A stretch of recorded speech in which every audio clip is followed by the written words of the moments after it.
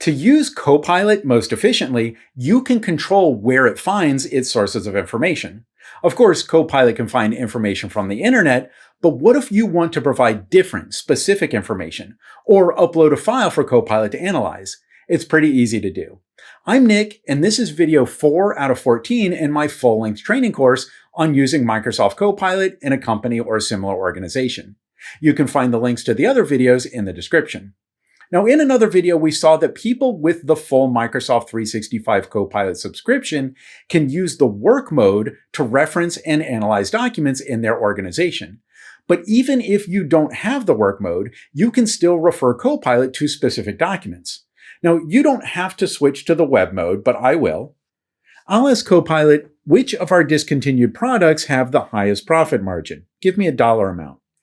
And I wanted to find this information from my inventory. I have that as a spreadsheet file.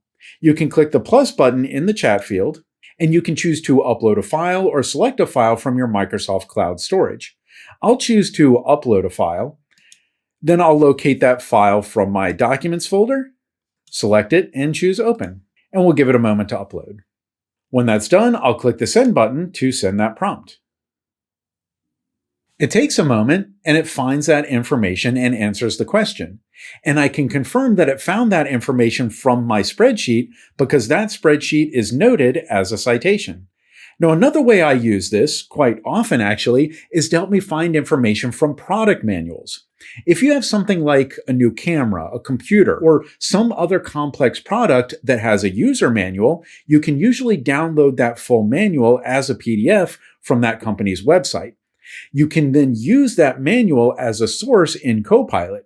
This will let you ask Copilot questions about your devices without having to read the full manual. Next, let's try a picture.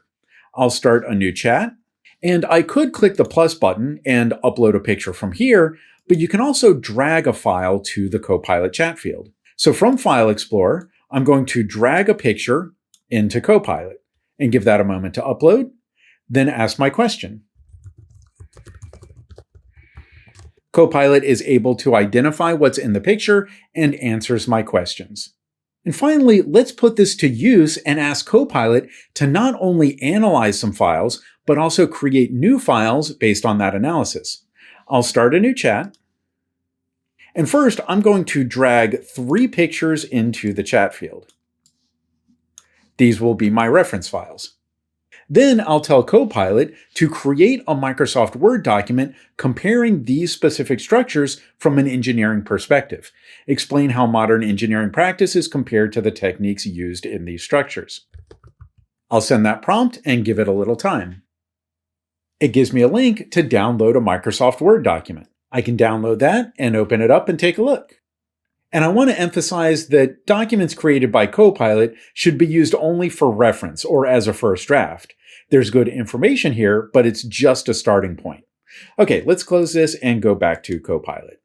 And let's see one more example. I'll start another new chat, and then I'll drag 2 documents to the Copilot field.